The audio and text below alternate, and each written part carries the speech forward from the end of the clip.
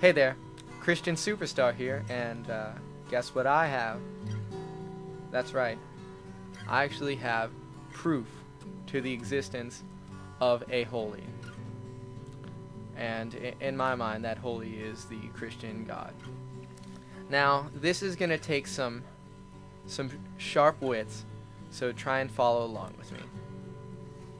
First of all, we need to start with a definition of God. You can't prove something that everybody has different ideas about. So, although it's a difficult thing to define God because everybody has different ideas about what God really means to them. I would define my God as, and I believe almost everyone out there can agree with this, that God would be defined as a being whom none greater can be imagined.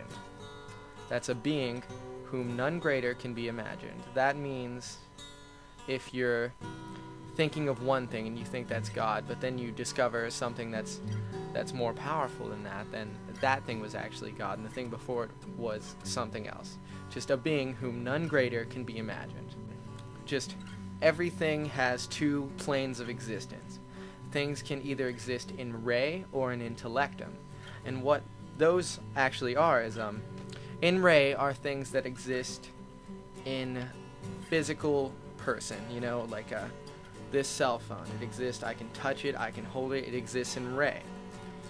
Things that exist in intellectum actually exist in the mind's eye. They're in the intellect, in the mind, intellectum. So, with that being said, you can see that some things, like this cell phone, exist not only in re, but they exist in intellectum.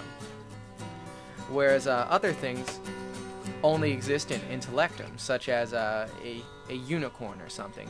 A unicorn would exist in an intellectum, but not in re.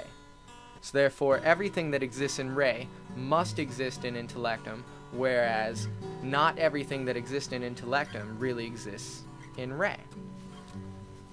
Now, with that being said, let's say God exists in intellectum, which is a proven fact. God does exist in intellectum.